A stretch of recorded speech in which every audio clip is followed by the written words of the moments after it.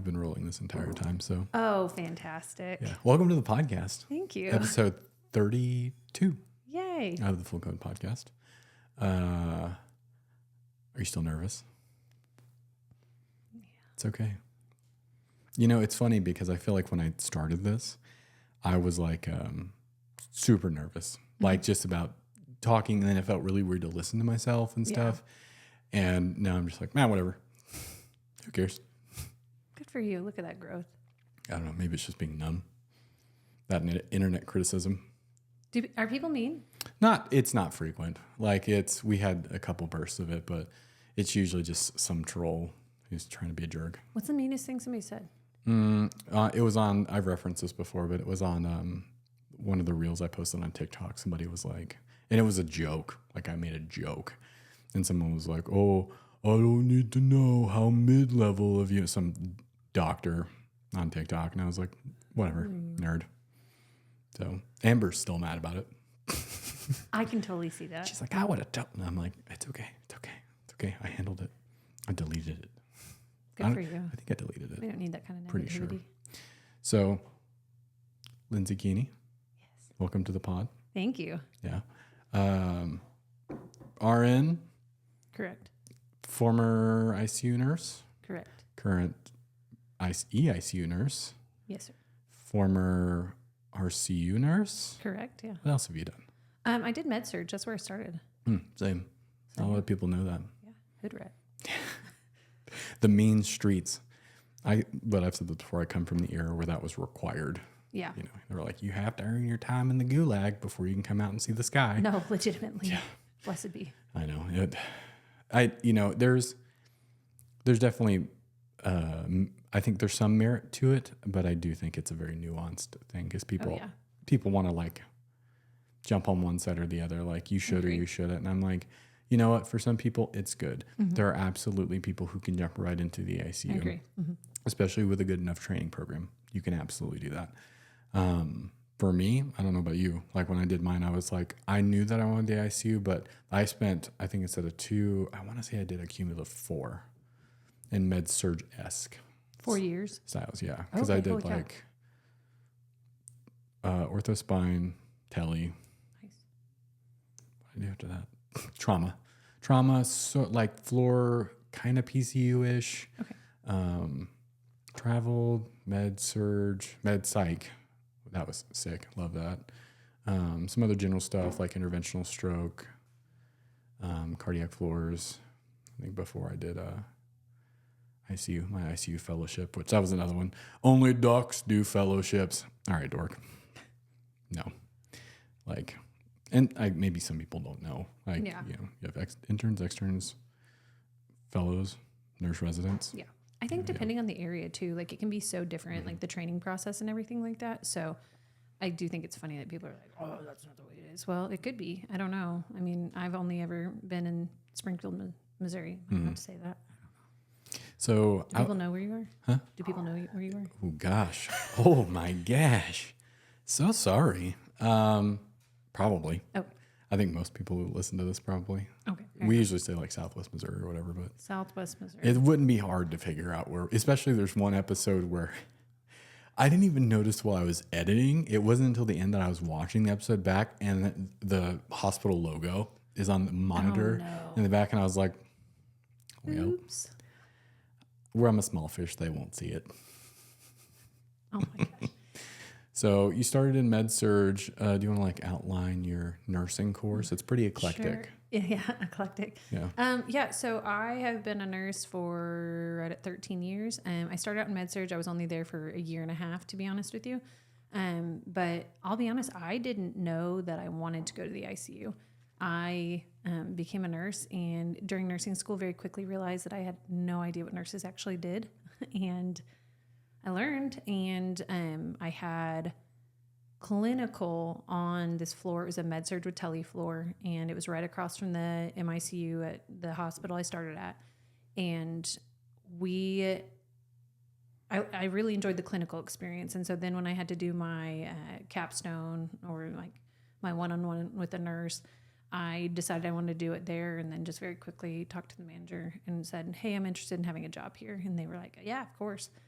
And so I started, and we rarely had PCAs. We very frequently were understaffed. We had a lot of critical patients. I called a lot of rapid responses because we were basically kind of treated like a step down unit. And then after I left, supposedly that got a little bit better. And then during COVID, it got a lot worse. And so I was really glad that I left. But I ended up going to a CCU. And so we had a lot of post-cath lab patients, and I was there for about 2 years, and then they shut that unit down and converted that unit. The hospital had a 12-bed neurotrauma ICU, and then we were a 20 or 21 bed. I think we were 20 bed because we didn't have a room 13. But we were a 20 bed CCU, and then they shut our unit down and moved the neurotrauma there. And they were really hoping we were all going to stay, be neurotrauma nurses. I said, heck no, I want to be on day shift. And jumped hospitals, and a couple of the nurses I had previously worked with, Amy and Megan, they had come over to Cox. And Barnyard Besties, shout out. Yeah, Barnyard Besties. Check out their TikTok, buy their products. I they popped up for me the other day, and I was like, oh, I want to be supportive. So I'm like, I'll follow, and I'm like trying to like their stuff. And I'm like, I wonder, oh my God, you have like 10,000 followers. Yeah, they have a lot. They have really built a following in a very short time, and they're good for them. Cranking the videos out. Boom, boom, boom. I'm like, I'm like busy going through them, like. And like I've told them before, I'm like, couldn't be me. Like, bless you. Like I don't know. Like this makes me nervous a little bit. Like I said, I told my husband, I was like, does my face look okay? Because this is how the internet's going to remember me forever. And so. It's all right. I Photoshop everything. Oh, perfect. I'm just kidding. But no, they, like, I love that for them. And they're saving up for a vacation. I think they're going to do it really soon. Yeah. I ask Megan frequently for an update on where they're at with their, not fundraising, but I guess income. That's a little nosy of me, but that's okay. That's who I am. And, but yeah, they had come over to our facility and had gone to the float pool, and they were telling all of us, they're like, you should come over here. It's so much better than the other hospital. Were you at the other hospital in this town? Mm-hmm. Oh, okay. Yeah. Gotcha. Okay. You can bleep that out. But no, and so then I was in the ICU float pool for 5 years, and then I had my daughter, and very quickly realized that sleep was no longer a thing I did, and so I had to find somewhere that was a little bit, could be a little safer without, hurting somebody accidentally, because I think the first month I was back, because I was only back for a month before I left. But within that month, I had to call out twice just because I had less than an hour of sleep and I was not functioning. And I'm like, I can't safely take care of ICU patients like that. Mm-hmm. And so went to radiology, procedural area. I really enjoyed that. That has probably been one of my favorite jobs. Mm-hmm. Did not fit in well with the culture there, if that makes any sense. And so then my friend had taken a management job in the EICU and always spoke very highly of it. Had actually kind of told me a couple times, you should come back to the ICU so you can float over to me. And I was like, yeah, probably never going to happen. And then they started offering those full-time positions. And so that's when I went over there, and it's a good job. I like it a lot. Mm-hmm. I do miss bedside a lot. I miss some of the skills, things like that. But I do think there's a purpose for this job. And I think that, it's neat, and this is what I need right now. Your boss isn't listening. You can be honest. Okay. No, I do like it. I just don't know if it's my forever job. If I'm honest. No, I get it. I get it. That's not meant to be mean, because some of the other girls, this is their forever job. They've said that, and I'm happy for them. I think I get a little ADHD sometimes, and so struggle a little bit not with the time management, because I felt like I did okay with my time management when I worked the ICU in the floor. Wasn't perfect at it, but definitely there was stuff for me to do. And now sometimes I sit there and I'm like, I'm being left with too much free time. Yeah, I totally get what you're saying. I feel like it's a constant point of conflict for me, because I've been asked before, like, well, if you could have a full-time bedside spot, would you? And I'm like, I don't know, because part of me that loves medicine is like, yeah, that'd be stellar. The other part of me that loves my family more is like, man, this really works for me, and I understand how people can be like, not for me. Like, I totally get that. Growing up an only child, I can entertain myself. I mean, I'm an only child too. Yeah. But I know eventually there's even like nights where I'm like, I don't even want to watch a show. Like, not that we're sitting around doing nothing. no. But like, you know, especially when you work nights, like there might not even be a rapid. I mean, it's not that often. Yeah. But you can sit there for 12. And like for me, like I'm in a office. Yeah. And I'm like, there's bonuses to that You sometimes. can come out and sit where Clint sits. Clint normally shuts the amongst door. the people. Clint normally. During the day, he doesn't. He normally stands out there and he stands on the treadmill. Oh, I think it depends on the day. Oh, okay. Because a lot of day, like during the week, a lot of times he'll shut the door. Oh, okay. And I like. Does he not like us? I think he just focuses. Rude, Clint. No, he's the dude who Rude. focuses in. Like you go in there and he'll be just like he'll have a YouTube video going and he'll be like, like what? Like he just locks in. So, and I feel it because I think the saving grace of having an office is like when I'm trying to focus on something, like sometimes, you know, that unit's noisy. Like super Yeah, noisy. for sure. So, and it's like, I've been startled at like 5 a.m. through the wall before. Granted, one of the times was Heather slamming things against the wall. So there's that. Why am I not surprised? She probably did it on purpose. No, she does. She knows like if I am gonna take like a quick nap or something in the middle of the night, she happens to be there. She'll find me usually wherever I am and like slide crap under my door, Yep, and I'll just be not sitting there and all of a surprised. sudden I hear, and I'm like, huh. And like I'm not. I think I'd be interested to hear your opinion. I think once you have kids, the architecture of your sleep changes quite a bit. Yeah. So even though it's like, do I have the capability of sleeping kind of uninterrupted? No. Yeah. If you whisper in the, I'm like, Yeah, because I was mean, that? like it's like a safety thing. Like you literally like jolt awake and you're like, oh my gosh, like Yeah. are they dying? put it down. Yeah, Like, no joke. Like that's real. That's real. I used to be able to sleep through a lot, and then now I can't sleep through anything. So yeah. And it's, you know, part of it's kids. And I think the other part of it is the nature of my job. Like people ask me all the time, which it seems like a weird question, but they're like, do you sleep at night? And I'm like, yeah, not like we're not busy, not like our attending would, because if they're not needed, they're not needed. Like it is our job to watch over the units. But, you know, the way our schedules typically work out, we're working 7/12s overnight, which is pretty brutal. Yeah. So it's like you try to find a lull, get a little sleep, but you're trying to be primed for like, is there a code going to go off? Is my phone going to ring? Like, so, you know, it's never going to be good quality sleep. no.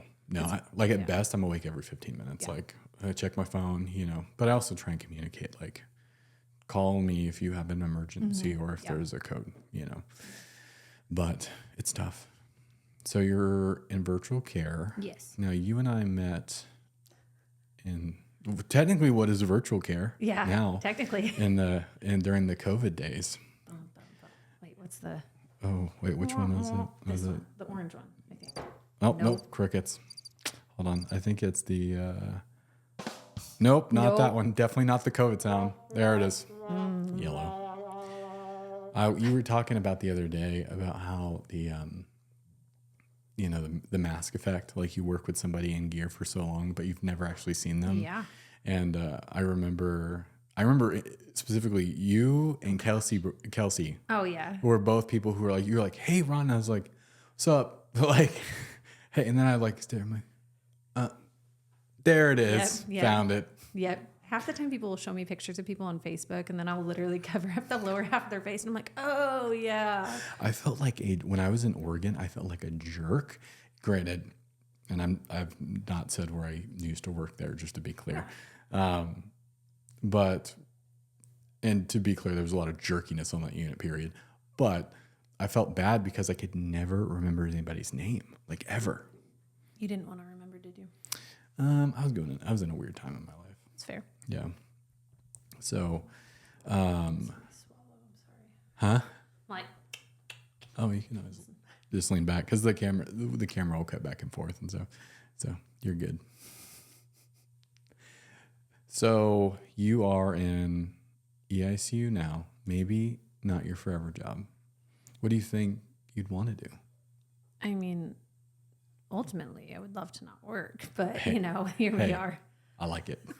No, when it really comes down to it, I think my ultimate goal would be to be in a role that is probably a little bit more hands-on with patients, but probably being in like a PRN or a part-time capacity, especially as, you know, my daughter's getting older / if we end up deciding to have more children.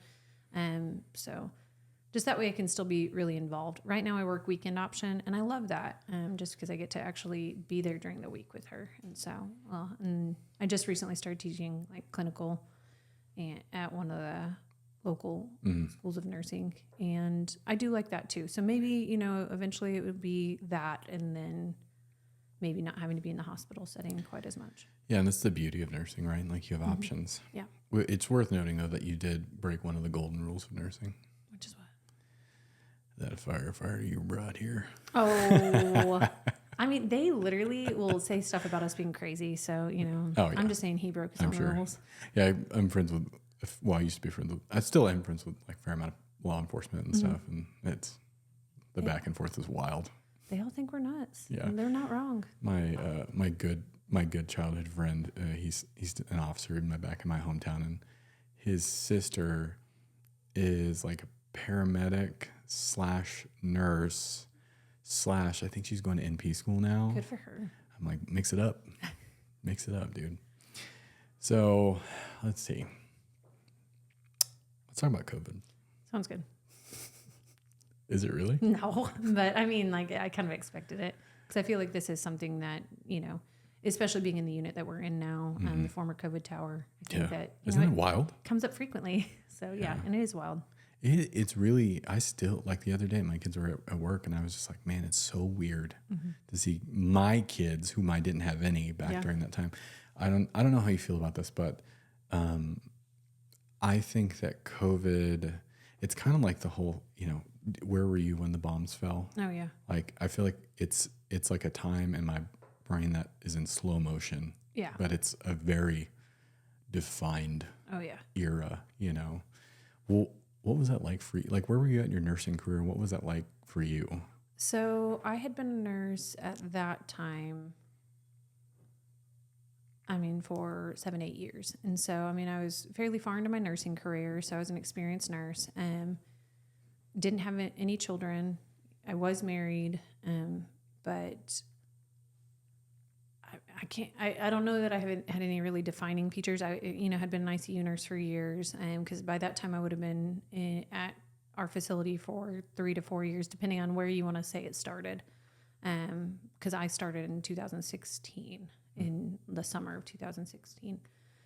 So I mean, I was a fairly experienced nurse. I don't want to say very, but you know, I feel like nowadays you can say very, because people move from facility to facility very quickly. Yeah. But yeah, what was the question?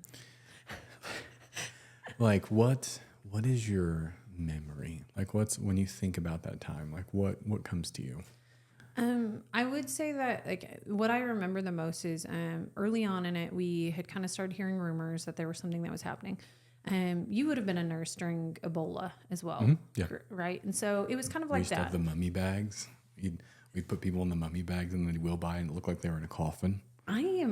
So we never had any patients here that actually had Ebola. Yeah, we only had one Ebola scare. Okay. It never turned out to be Ebola. Okay. But I remember when they do the drills, they'd put people in those little sarcophagus. Oh my gosh, I've never seen that. It's creepy. That is creepy. But no, so I think for that, it started out kind of like that, because I remember I was working at the other hospital and I was in the ICU at that time when we started having the Ebola scare.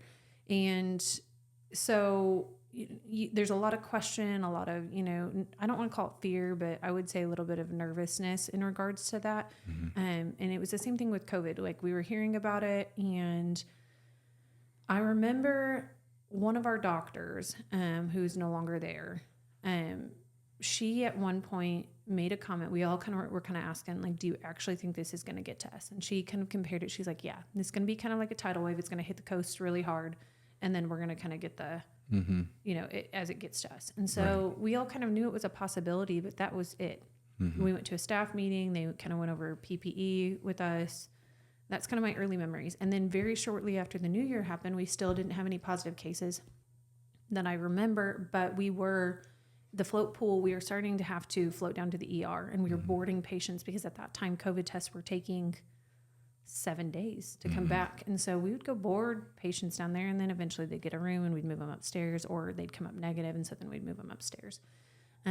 But very shortly after that, the start of 2020, Devin's dad died. That was kind of a big shock for us. Devin's my husband, the firefighter that was mentioned. But so kind of like the start of that was kind of almost a little bit of a sad time, you know, and then very shortly after that, that's when I felt like it kind of, everything busted open. I'll never forget coming to work, and I walked in, and I had been assigned to MICU that day. And I walk in, and we pass the CCU doors, and there's a security guard sitting outside there. And I remember just being like, oh, it's happening. Like, here we are. Yeah. And I walk in, and I got assigned with 2 other nurses to go into the CCU to take care of 2 potential COVID patients. We were still waiting for tests to come back. And basically I got told, hey, you guys have some special PPE training, which we didn't, but it was just going over it. And I just remember being like, WTF. Yeah. But, went in with 2 nurses, and literally it was just my job to, you know, open doors for them all day, make sure that they donned and doffed appropriately. Door. Yeah, no, legitimately. Yeah. And at the time, we didn't have the doorbell or the lock. So, I mean, that's why the security guard was there. Anybody that came up those elevators could hit that button and just walk in. Yeah. And, or scan in, I guess I should say, because I think they did have to scan. But yeah, I mean, quite a few people came through that day. I mean, we had education coming through. We had infection prevention. We had our CNO coming through with our only, I mean, I wouldn't say he was only, I guess he was our head infection prevention doc at the time. He still is. But he literally was coming through. And so we had so many people that like were coming to me and asking me questions about how we were handling things, or telling me that we need to be handling things differently. I'll never forget, like, just looking at one lady, and she was arguing with me about how we need to do something. And I was like, I was just told to do this by infection prevention. And this was okayed by this physician. Like, this is how I'm doing it. And she's like, well, no, that's not how you're going to do it. And I finally looked at her and I said, you can go have that conversation then. We've got people to take care of. What was she upset about? I can't even remember, but it was like literally something simple, like of how we were going to handle something, like when it came to donning and doffing. And I mean, we were doing everything safely. I mean, like I said, I had to have eyes on my 2 nurses the entire time. What do they call it? The person who follows around? PPE coach. Yeah, PPE coach. That was me. Yeah. But yeah. Sick job, by the way. Yeah. It's great. It was my favorite. No, I'm just kidding. But no, legitimately, and that was the first day shift of CCU being open. And so that was kind of my first introduction, which was a little wild. And then I'll be honest, I think I kind of blocked out the rest of it. I think I was in CCU a couple more times, but then I wasn't for quite a while. And the next time I went in, I mean, CCU was full, and I'll never forget that day, helping take care of some patients, went in and I had my first exposure. Somebody popped off their trach. Luckily he ended up testing negative later, but they made us go shower. Yeah. And I literally emailed my husband because I was too scared to take my phone, and I didn't want to infect my iPhone. But I literally emailed my husband and I said, hey, get out the clippers. We're shaving my head when I get home, because I was like, I'm not washing my hair every day at work. And so I just have like these really weird, random early memories of COVID. And then the first full day that the tower was open, it was me and 2 other nurses. I have a picture somewhere of us like standing there in our bunny suits, you know, and we went in and we had 5 patients between us. And I mean, that was wild because it was so empty at the time. Yeah. And we didn't have med surg in there at the time. Nobody would hardly go in other than the intensivist. And then we had like 1 respiratory therapist that would come in and sit with us. And the video cart. We didn't have the video cart yet. They got that a short time later. But yeah, mine just being float pool, it was so like random when I was going to get assigned there. And then for a while I did get assigned there for a really, really long time, and then ended up getting pregnant and talked to Coulter about it, and our manager at the time, Rachel, and they were both like, hey, go talk to infection prevention, see if they're okay with you staying in the tower. They said they were, just because we were in PPE the whole time. And then I started experiencing morning sickness, and thus ended my COVID career. Yeah. And then I was just in ground ICU, which was its own special trauma.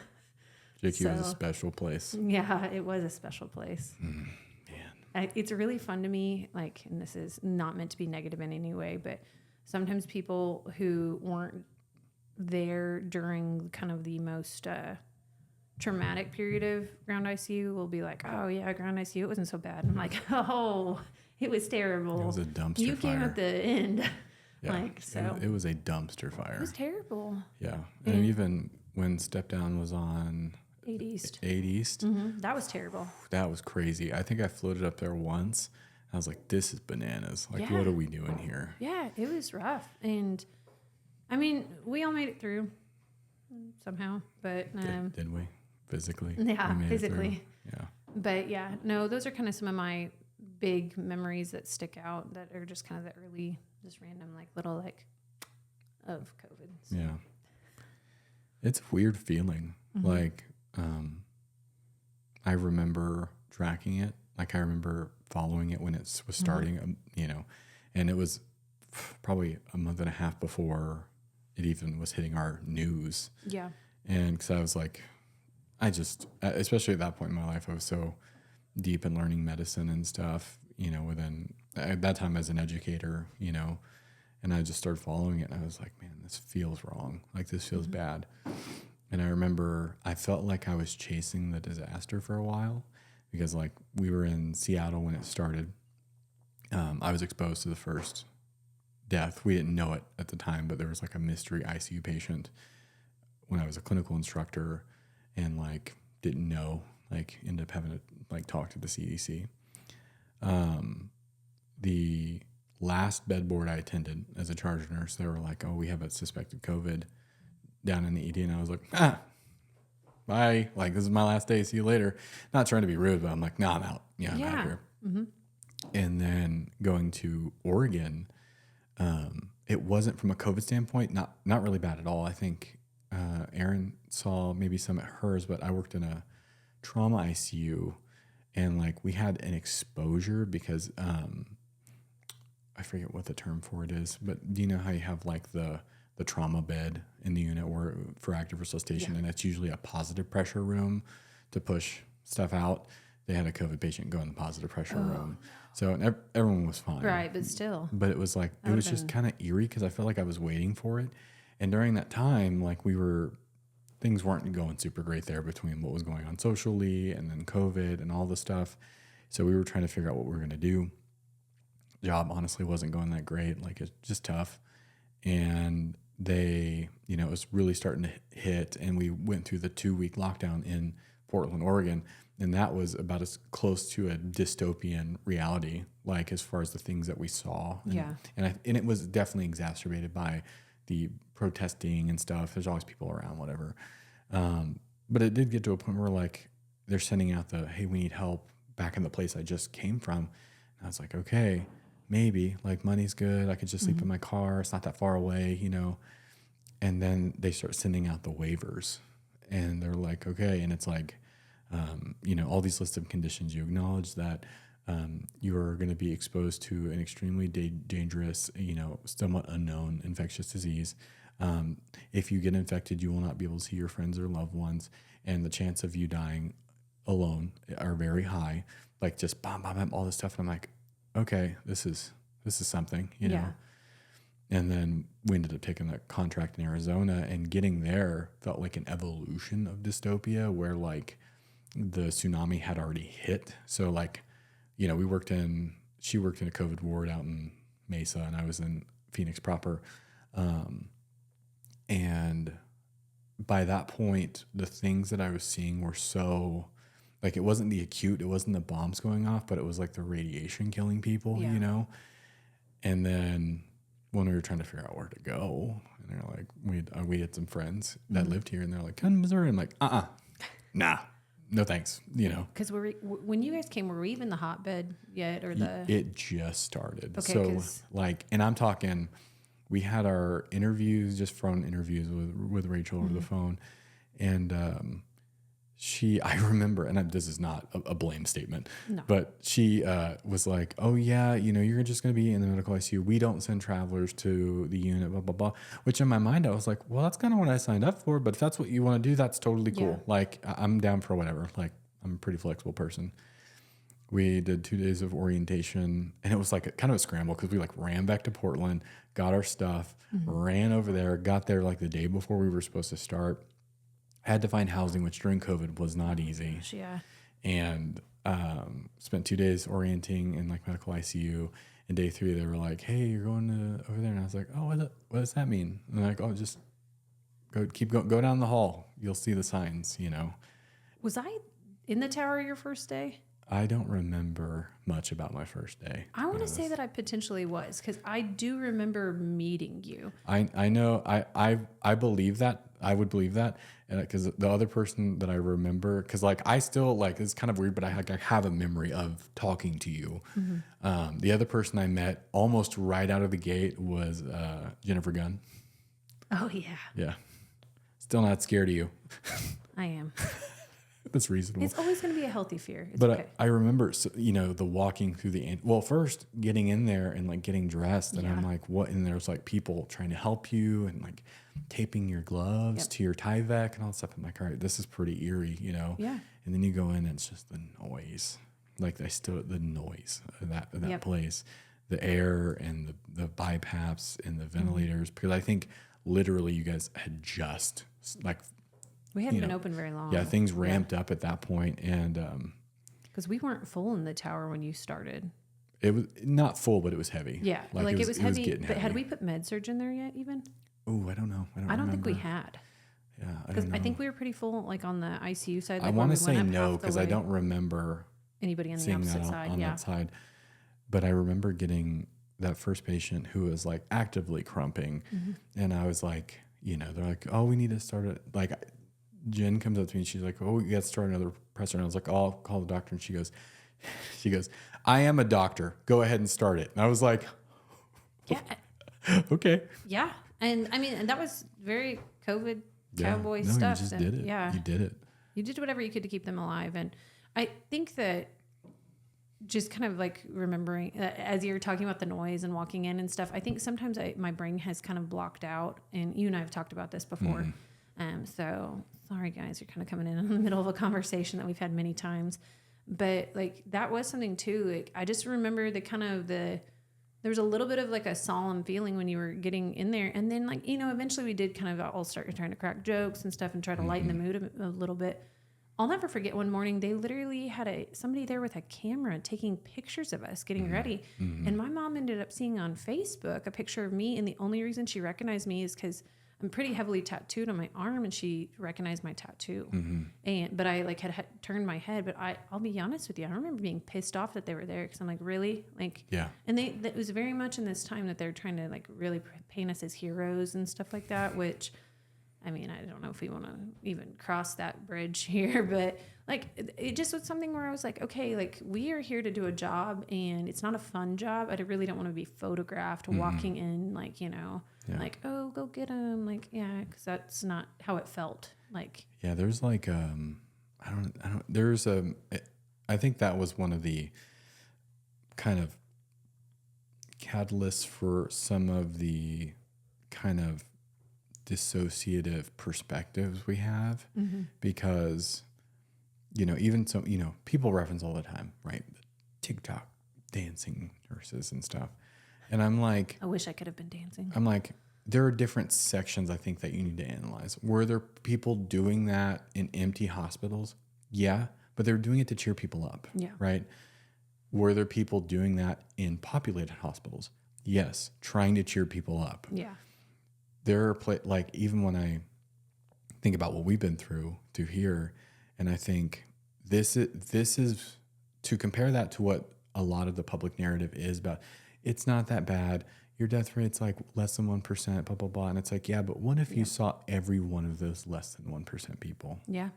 Like, because that's what we were seeing in our area. I mean, there were hospitals from all of southern Missouri that were trying to send us patients. Yes. And I mean, to the point that Dr. Coulter had to start declining people. And I mean, they had to adapt a little bit at those smaller hospitals. But I mean, it got to the point where we weren't accepting people unless they came in through our ER. Yeah. And I mean, when that happened, we basically knew that more than likely they probably weren't going to live long outside the hospital.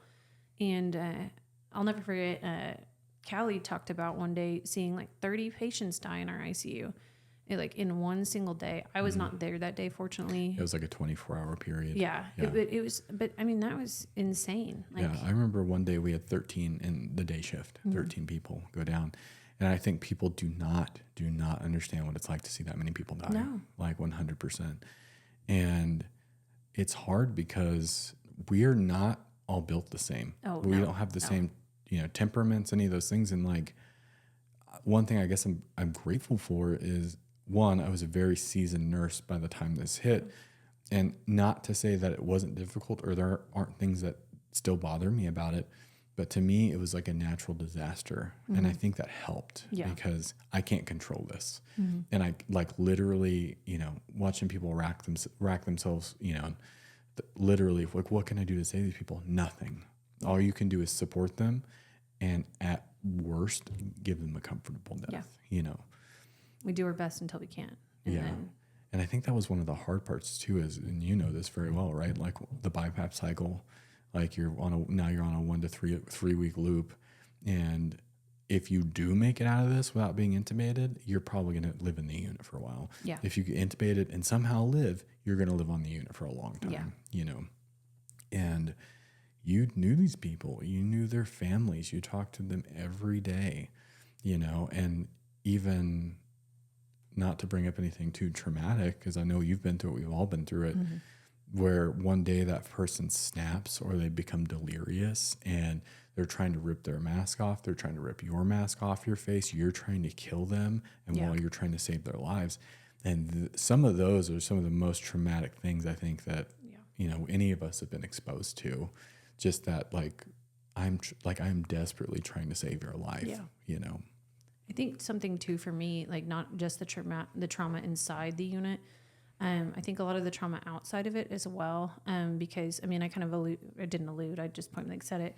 That was very much in the time where they're trying to paint us as healthcare heroes, but also at the same time, people are speaking out of one side of their mouth saying that, when the other side, it's not really real. It's, like, this isn't happening. Yeah. I mean, it's not real. We're glad that you're here. Yeah. But it's not that bad. Yeah. No, like for real. And I had people in my own family that were just like, oh, it's just the flu. They still say that. And like, one of them, I've got a family member that's not very far from my own age that says that. And I'll be honest, like, it has been a good thing we've not had that conversation between us, because I don't think it would go very well, because my tolerance for that really dipped. Like if I don't know somebody really well, I might be able to kind of be like, all right, like, I ignore it and kind of walk away from it. But that was very hard too. Just realizing that, number one, we didn't truly have a lot of support. A lot of people thought we were potentially harming people, and they weren't seeing what we were seeing. And at the end of the day, like I told my husband so many times, it is probably a good thing that people didn't truly know what we were seeing in that unit.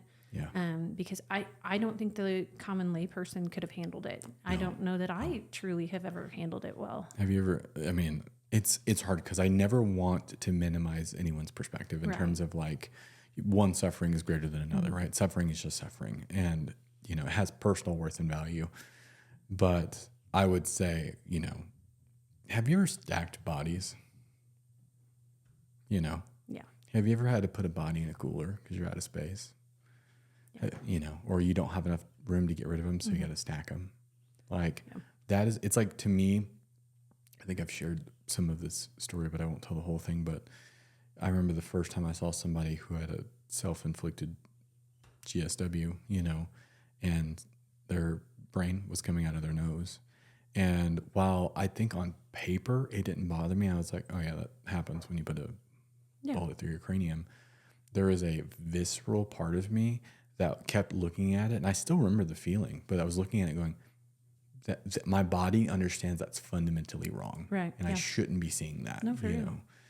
And I think that was a big thing about it, is like that, just the entire environment that we lived in. Yeah. Like I was just talking to Crystal when we worked the weekend, and I was like, I was talking about her about when, because even when the tower slowed down, we'd go to CCU a lot, and that was also the COVID unit. Oh, and then, at some point when I started coming out back into MICU, how I was so anxious. Like I felt so unsafe. Like, and it wasn't about the people or the setting or anything. It was just about the fact that at least I lived in such a controlled environment that I knew what the risk was. Yeah. And then when I entered out and said, oh no, you don't need this, you don't need that, no protections, whatever. And as they repealed those protections more and more, and that's not a blame statement. No, it's but just, like legitimately, I know what you know what was happening. And you're just like, you know, you almost feel naked. Yeah. You know like, what I mean? I agree. So, man, what a time. Yeah, what a time. You asked me the other day, and I do kind of want to share this story. I don't know why. I'll probably cry. It's fine. About what broke your heart? Yeah. But just as you were kind of talking about like the stacking bodies and things like that, or like saying that to people, I don't think I've ever actually said this to anybody, but my big moment that I always kind of go back to, that every time somebody's like, oh, isn't that serious? Mm-hmm. Like, I always kind of want to ask people, like, have you ever held a patient's hand as we were literally withdrawing care on them, or pulling that BiPAP mask off that they are literally dependent on to live, and just held their hand and just prayed that they went quickly? Because that for me was probably one of the hardest moments of my career, and probably, sorry, I told you I was going to cry. No, it's okay. Better edit this out. Huh? Better edit the camera out. It's okay. Better be on you the whole time. That's right all right. here. But no, like legitimately, like, because that is what happened at one point. And I think that is really what drove a lot of anger in me, if I'm being honest. Like this really, really sad moment. And there were so many sad moments, but that one really sticks out. Like, I mean, I literally held a man's hand, and I think in the middle of COVID, I mean, we've talked about faith a little bit. Like, I mean, I don't know if you want to talk about it here, but like, you know, I think struggled with my faith the most during COVID for obvious reasons. But literally just sitting there and begging God to take somebody quickly so he didn't suffer. And I will say that prayer was answered, and I am thankful for that every day. But like, that is something like I've never thought I would ever have to do that, you know? And so I think for me, that was a very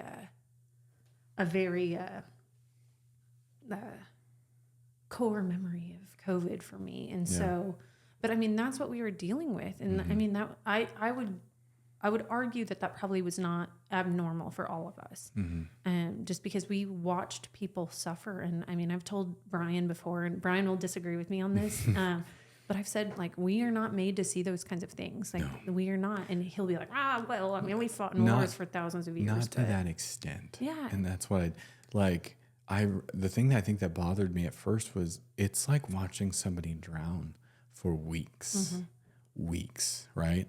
And you know what you're saying, I'm like, I remember saying, please die fast, please die fast, please die fast. Like, you know, and just because I don't want you to suffer anymore. And I think that was the point. Like, you know, I don't know if we've ever talked about this, but I'm sure you're familiar with, like, you know, moral injury. I don't know. It's just the idea of like, you're doing things that, you know, either whether you're ordered to do it or it's part of your job or whatever, but it goes antithetical to like who, you know, what your internal value is. Yeah. And it's like, it's used a lot in reference to war, but in healthcare, right, we want to make people better. And we knew the score pretty early on, and there was nothing anyone could do about it. Yeah. And the toll of that, while I think it's affected everybody differently, for sure, to different levels, because we've all seen those people who like just burned out like badly. And that is not like a blame statement. That's an expected response to what you would think would happen. But like, I remember when we were pretty well out of it, we'd get a stray COVID every now and then once like the tower was essentially closed and stuff. And I was at home alone. I don't know that we had gotten married yet. I know we didn't have kids. And we were in our old house, and I was home alone, and I was like scooting through like Amazon Prime, and like, I don't have any, well, I do now, but I didn't have any family who lived here. And, I don't know about you and your family, but we still, kind of acted like it was COVID for a long time. Like, we don't go anywhere unless we have to, blah, blah, blah. And there was a documentary on Amazon Prime, and I was like, huh. And it was about COVID. And I was like, oh, interesting. And I went to watch the trailer, and I remember it got to the scene where they're in like what their equivalent of their donning room is. And it was like, I was there again. Yeah. And I just started like sobbing. Yeah. I was like, what? And I was like, what was that? What was that? You know what I mean? Yeah. Like, holy moly. And I still get a pang every now and then, you know. The pit for me did that. Dude. Oh my gosh. Yeah. Like, I wish I was joking. I wish I was joking because Devin kept being like, you want to watch this? You want to watch this? You want to watch this? I'm like, I don't know. It's a medical show. Right. And then we watched it and it was so good. And then we got to that scene where like their ER was converted to their COVID unit. And I just immediately, and I mean, it's the end of that episode and I literally just start sobbing. Yeah. And Devin's like, are you okay? And I'm just like, I will be, please don't touch me. Like, Yeah. cause he wanted to comfort me, but at the same time that like very much brought me back. Like seeing them in the bunny suits, which ours looked different, Yes. but at the same time, hearing the sounds of the BiPAP, hearing like seeing them rushing around in bunny suits, like it just brought back. And I was not even in there the entire time. Like I was in there less time than other people just because, like I said, started having morning sickness. You don't want to puke into a halo. Like, but yeah, no, I totally know that response. Yeah, it's, my God. Yeah. You know, like you watch the internet reels and it's like, you know, stuff about overstimulation or hearing sounds from work at home. And it's like, bam, bam, bam, bam, bam, you know, all these different BiPAP sounds and stuff. Yeah. And I'm like, it's not like to this day, when I put an N95 on, I get panicky. Yeah. Like I avoid it at all costs. The smell of it, like the tightness on my face, like, and it doesn't matter even if I'm dealing with something that's not that critical. I'm keyed up. I'm keyed up when I have one of those on. But there's, you know, all these little triggers. We'll carry them for the rest of our lives, I'm sure. Yeah, it's curious. I always wonder how people are going to look back on this, you know, and I know. Unfortunately, right, it became a political issue. It became a socially divisive issue. It became divisive in medicine, you know, of like there were people within the medical community. I'm not trying to downplay any one person, right? But there were people who were like, oh, no, you should be doing it. Like the whole, you know, horse drug. I don't know if I should say it. I don't know if it would get flagged. Yeah, I don't know either. But you know, the controversies around that. And I remember, and I'll say this because I think this is something that I carry a little bit of guilt for, even though I know that it's not my fault or my you know, it had nothing really to do with me. There was a patient who, you know, essentially survived like the 2-3 week window, still not in good shape, but it was before, I want to say it was before Tosi came out. And there was a family who was asking for it. And I was like, we don't do that. And they're like, but these and they even they brought me the journal and they're like, you know, it says blah, blah, blah. And I was like, you know, that's good and great, but we don't do that. Yeah. And, you know, well, do you want them to die? Are you trying to kill them? I'm like, no, it's just not like, it's not a drug that we have. We do. It's not FDA approved, you know, all this stuff. Had to shoot it up to my manager, had to go up to our head infectious disease person who was like, no, we don't do that, blah, blah, blah. And like, you know, it got really tense and it was like, I won't go into super details, but that person ended up dying. And like literally a week later, we authorized Tosi for use. And I don't think it would have, you know, I don't think it would have fixed the problem. Yeah. But I literally was like, that for me felt like a knife in the heart where I was like, okay, that was something I could, like, maybe I could have done. But, yeah, you know. I think that forever that is going to be something that there will always be the question of what could we have done differently? What could we have done better? But at the same time, we didn't know. Like, I mean, we were literally brand new, like survival mode, basically just trying to deal with the symptoms as they were coming at us. And so, I mean, I think now we have a lot of knowledge. Also, we are very fortunate in the fact that, you know, that has very much, it kind of played its course where, you know, high fatality rate and then it, you know, drops again. Yeah. But at the same time, I mean, I will have no words just because I don't think there's anything we could have done differently or truly better. Yeah, I agree 100%. And I hate you know, that for you. There's little, I don't want to say I feel guilt over this, but it is going to sound kind of messed up. But like, you know, those few years, I think, you know, probably concentrated 2 years of badness, right?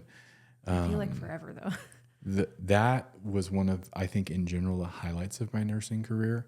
And I'm not saying that to celebrate it. I'm saying that in the sense of like, that was, despite all the bad things, where I felt like I was doing the most good I've ever done. I agree. And do you remember Jim?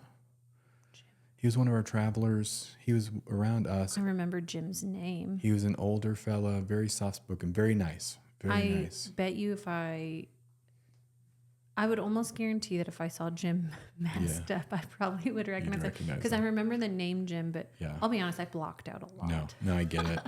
I remember, I remember a lot of the travelers as a traveler. Yeah. Like, I also, because have you done travel nursing before? I can't remember. No. Yeah, I feel like thought it'd be cool, but no one crucify me over this. Had a ball and chain called a firefighter.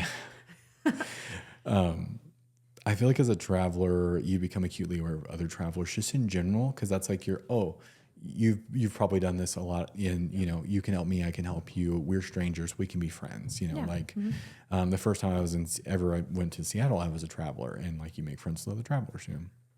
But Jim was one of those, and I remember the conversation I had with Jim where he was like, I want to say it was like Delta P somewhere in there, where he's like, I'm going to be honest, this is the best. Like, this is the best in terms of I've never seen a team work so well together, who cared for each other so deeply and all those things. Because like, I don't know about you, but I feel like the trauma bonds that were made still exist. Oh man, like here we are. Yeah. But it's like, sorry, that's not funny. Well, I think it's like, whether it's you or like even Kelsey, I know just people, Jamie, like people that I would trust with my life without hesitation. Yeah. Those people were there. But I remember having that conversation with Jim where he's like, I've never seen anything like this before, and it's the best thing I've ever seen, even though this is awful, you know. But I will say our facility too. I do want to speak highly of our hospital during that time. Yeah. And our leader at that time, he anything that we needed, he made sure we had. And when we were working towards magnet status, Are you talking about Ryan? No. Okay. Steve. Oh yeah. That sweet angel. That sweet angel. I know. He's the best. I used to see him at the center across the street. Mm-hmm. He's a wonderful human being, and like he literally, made sure that we did not need anything. Like I took so many concerns to Rachel, like many times, and I literally would be like, "We need this," or like, "We need people," like, "We need this," and like Rachel would take it up the chain, and it never failed that we got what we needed. Yeah. And that to me was absolutely amazing. And when we were going for magnet status, I got sent over to sit in on the interviews and talk to the magnet people, which was terrifying because I'm so enjoyable to talk to all the time. But you and I have hours long conversations at work. But it's different. I know you. Yeah. Like if you put me in front of people I don't know, I'm going to be weird and awkward, and it's just facts. My husband's the social one.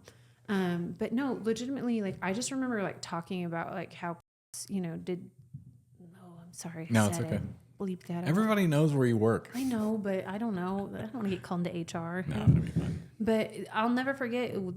I just said, like, they made sure we had everything they need. I felt supported. Yeah. I felt like they wanted us to succeed in there. And I feel like the teamwork in there, the MICU staff really came together with that. The float staff were a major part of that as well. And we worked well together. When you're going over and you're flipping a patient to pronum and stuff like that, and you have however many nurses, you learn to work incredibly well. And I felt very supported during that time. Worst time in my nursing career, but I would agree also the best. Yeah. We got to help a lot of people. We got to allow people to have a lot of dignity in a very, rough time when they weren't going to survive, or we did our best anyway. I would not say that our area that we were in always allowed for that just because it was open air. Right. But at the same time, we got to be a major part of people's journeys, whether they were for the positive or for the negative, in each other's journeys. And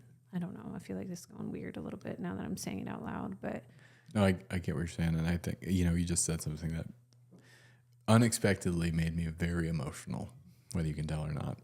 But that was one of the things for us as travelers coming into this hospital was, one, And I don't mean this in a rude way. It was just funny. Like the first day, and they're like, we did the, hey, we're going to tour the MICU. And I was like, what year is it? Like, No joke. Especially pre renovation. And part of that, it was before COVID, it was a small community hospital. Yeah. Not that it didn't do big things, but small community hospital. That was the vibe, right? So when we rolled up, before we even saw the tower and we went in there, I'm like, oh yeah, small, ICU. Not that, again, we take very sick patients in Pella, CRT. But it would be very different from Seattle. Well, and that's the thing, coming from spending a lot of time in various academic centers to some degree, you go in here and you're like, oh, okay, all right, blast from the past, right? And then the people were incredible. Like, and that was the thing, is like, they welcomed us right in. Like, the hospital functioned like hospitals should function, where they cared about you. Yeah. And they weren't necessarily worried about, obviously it's a different story now, but, weren't as worried about money. Right. Like, they were worried about us, like what our safety was. Legitimately. And I think it is a weird feeling, like, as a traveler, you have a lot of separation. And I think at this point, like, we've known each other for years. My wife, like, we got the tism. Like, we all have a little bit of it. We just like to come up and talk to people and stuff. But even beyond like my normal yappiness, right? Like, you were quiet when you first started, though. I'll never forget that. Oh yeah. Cause I was in shock for a minute. Like, it was just crazy. But then after that, like, I was like, it's kind of stupid to say, but I was like, these people need to be protected. Like, this is a treasure, and like, and for a while, like, we obviously have family, but nobody here, like, you guys were our family. So like, people would, kind of be like, I remember like 4th of July, like we, smoked all this food and stuff. When people are like, why are you doing this? I'm like, cause this is all I have. Like, and I don't go anywhere. I don't do anything. I wait until I come back here, Yeah. But, and I think about it in relationship to where I'm at now, which is mind boggling. Got married, I had kids. I swore to God I wouldn't stay in southwestern Missouri. And here you are. I was going to say, you're a permanent you're resident. Here on the farm, like, seeing all this stuff. And like, is this my final stop? I don't know. Like, I really don't think about it that much. Like, but, I went from being a nurse to a nurse practitioner here. Like, all the people I work around are like There's a fun sound for that. What is the fun sound? Fun sound. I think that's more appropriate. So, no, air horn. Hold on, wait. I can't. Oh, there it is. There it is. We're going to celebrate. Perfect. But like, I don't know. I just never pictured my life this way. You know what I mean? And that's not a bad statement. Like, I'm very happy. Like, my life turned out like I never would have dreamed. You guys have built a beautiful life. And Aaron. Well, there's so many things. Like, we met, like Matt got me to, a motorcycle, and we would, go ride motorcycles. I'm like, I would never think I'd do this, but here I am, which I think is a lesson. There's some really beautiful things that can come from very terrible things, Yeah, for sure. But I'm not gonna say anymore because we're not both crying. Yeah, that's good. Look at us. Look at us. And I didn't make it any weirder than I had to. No, it's okay. Well, anything else you want to talk about COVID? Anything you want to get off your chest? No. I know we had dedicated COVID, but there was a couple other things I was going to ask you to get you fired up. Oh yeah. Oh gosh. Oh no. Yeah. Okay, I'm ready. But no, I think I'm good on COVID. I think processed a lot outside of here, and it was nice to do this. So thank you very much. Yeah, absolutely. Yeah. And that was the thing. We talked about this last year about we wanted to kind of do some dedicated COVID discussion. Partially it's like therapy, because this is truly something to me, and anybody who takes offense from this comparison, I'm sorry. But I would imagine it was kind of like Vietnam, like where you did that and you came back. Like, I know for us where people were like, remember, like you referenced being healthcare heroes, and it's like, yeah. And then you go out in public, like some people going out in public in scrubs, and they're like, Aaron was threatened. Like, I've been yelled at, like just pumping gas, I did not know that. Yeah. Just crazy stuff, like, oh, why are you here? You're the enemy, Well, like I will say, and this is kind of a personal one, but like, we didn't get to meet a new family member for quite a while. Just because a family member's doctor point blank said that we shouldn't be allowed to meet them because the positions we were in when we were, I mean, protected, like same thing, Devin, every time they answered a call, they were in protective gear. And so, yeah, it just, there was a lot of, I think, misunderstanding. There still is, like, you know, when it came to safety and what we were doing and things like that. So I think there's a very strange line that was there and still probably is, like, that we were doing, you know, we were working, you know, 60 hours a week, and, you know, we were special, but then no, not really. And so, yeah, like it's wild. It's wild. It just will never cease to amaze me. I miss the days when I was a healthcare hero. Right. I remember, I don't remember even how long into this it was, but it was around this, it was probably Delta P, something like that, because you remember seeing the age of infection get younger and younger, the age of ICU admission. And I remember one day it was me, Renee. You remember Mason? Oh, yes. Traveler Mason. I can't put a face with the name, obviously, but yes. Me, him, and Renee coded a patient for 2 hours. Yeah. Like 20 years old. Yeah. Girl. And I didn't think at the time that affected me as bad as it did. Because you compartmentalize in that moment. Well, and then literally within the week, an individual gets admitted that literally looks just like me. Like, everyone keeps coming up to me, coming up to Erin. I don't know if she's my wife at that point. I don't think we'd married yet. You know, that guy looks just like you. That guy looks just like you. And I feel like I remember hearing about this. Well, and I would say it's objectively true. Like, looked just like me. And it was really like boring a hole in my brain. And like all of a sudden, I stopped sleeping. Like, I couldn't sleep. And I couldn't really put a finger on it. I just always felt anxious. And then I started losing weight rapidly because I couldn't eat. And I remember going to the urgent care, and I was like, I don't know what to do, you know. And they were basically, and God bless them, but they were like, I can't do anything for you. They were like, I can give you some hydroxyzine, and then you need to go to the psych place. And I was like, okay, not like inpatient psych, but like, you know, I mean, yeah. See a psychiatric provider, which I ended up doing. And they were like, oh, well, what do you want, like Ambien? I'm like, no. I need something to sleep, but not that, right? Yeah. So they put me on some low-dose gabapentin for like anxiety and stuff, which helped, but because I was able to get some sleep. But then I thought, like, I had a conversation with our manager, and I was like, I'm in a bad space. And she was like, take some time. I think we took 2 weeks off, something like that. Now, at the time, my mom still lived in North Dakota, and she was like, oh yeah, come on up. And we took the dogs, and like one of our favorite things in the world is like driving through Montana and stuff, right? Beautiful. So we were going to drive, you know, we spent a couple days with them. They were like, well, watch the dogs, you go, you know, do whatever. So we were going to go to Glacier and stuff. And I remember, like, I know I was in a tough headspace because one, I think around that time my mom caught COVID and she was fine, but it, like, you know, there was a lot of stuff about, like, you know, pardon me, her debating about like getting the vaccine and all this stuff, and we won't uncork that, you know. Right, yeah.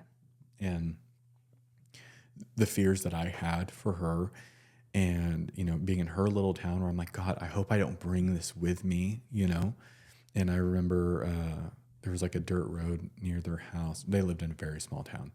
And I would listen to an audiobook, and I would just walk up and down, you know, trying to like chill out. Anyway, we ended up going to Glacier, and I was like, oh, this is great. Everything's, you know, going awesome. We went to Yellowstone. And I remember we were coming out of Glacier, and I started getting this really strange feeling. Like, it was like something was welling up, like, inside of me. And like, I remember we were coming down, if you've ever been to Glacier, coming down the final like exit, you're doing switchbacks, and, you know, you're on smack roads. I think you're on the way to, I could be wrong, so don't crucify me, but I think it was Kalispell. You end up heading in that direction. And I was just like, I remember saying, I feel weird. Like, and I was driving, and I was like, man, I feel really strange.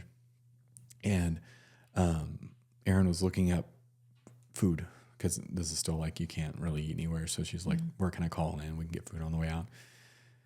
And it's like, every time it hits me harder than the last time. And I'm like, oh, I don't, like, something's wrong. Like, something's really weird. And she's like, you need to go to the hospital. I was like, I don't know. And I'm still driving. And we make it in, like, we're just, I think, pulling in, I want to say it was Kalispell. And I was like, all of a sudden I'm like, I feel like I have to cry. Like, that's what it feels like. And she's like, and I'm like, I don't know. And then it would go away. Yeah. And then all of a sudden I'm like, and I start like crying, and I'm like, and I was literally like, I don't know what's wrong. Like, you know, and it's getting worse and worse. And like, it keeps coming and hitting me harder and harder and harder. And we finally, we're probably 2 blocks ish from where our food is, but there's also a clinic or an ER urgent care, something like that. She's like, do you need to go? I'm like, I don't know. And like, I managed to park the car. I remember behind this empty block, there was a dude, a homeless guy, burning trash in a garbage can. And like, I get out of the car and I immediately am on like all fours, like on the ground. And I'm like, I'm going to die. I'm dying. And she's like, you're not dying. Like, you do need to go to the hospital. I was like, I don't know. And I'm like losing it, you know? And then, cause in my mind, I'm trying to figure out what's wrong. Like, I'm like, what is wrong with you? Like, your body is like revolting against you right now. And, like, and it would just keep hitting me in waves. And then suddenly I was like, it just spilled out of me. I was like, so many people died. So many people are dead. Like, and it was just like, it was rough. Like, it was a rough, like 45 minutes. Cause then I figured, like, she was like, you're having a panic attack. And I was like, I don't know. I've never had one. Like, you know, what is this? And she's like, you're having a panic attack. And I'm like, no, I don't think that's what she's like. No, you're having a panic attack, you know? And, anyway, I finally got to like it was literally like I did the whole process in reverse, where it just like, I'd get a burst, but it'd be less, and I'd get a burst and it'd be less, and I'd get a burst and it would be less. And I felt like bad because like one of the jokes is like, I'm a professional cross country driver. Like, I just love doing that. But by this point it's like, I don't know, 7 o'clock at night. We're 3 hours from where we plan on staying, cause I'm not paying $400 a night in Kalispell or whatever. But I can't drive. Like, I'm wrecked at this point. So Aaron had to take over, and I remember just like, we ate like in this dirt gravel lot next to my car. And she was like, are you going to be okay? And I was like, I think so. And I could still feel like shock waves of it, you know, but then she took over, drove us the whole way, you know, I don't remember where we stopped the next night, but I was just like, I don't ever want to go through that again. Yeah. And I have a lot of empathy for people who have routine panic attacks, because that was crazy, you know. Is it dinner time yet? I hope so. I'm really excited. Yeah, me too. Well, thanks everybody. Yeah, thank you.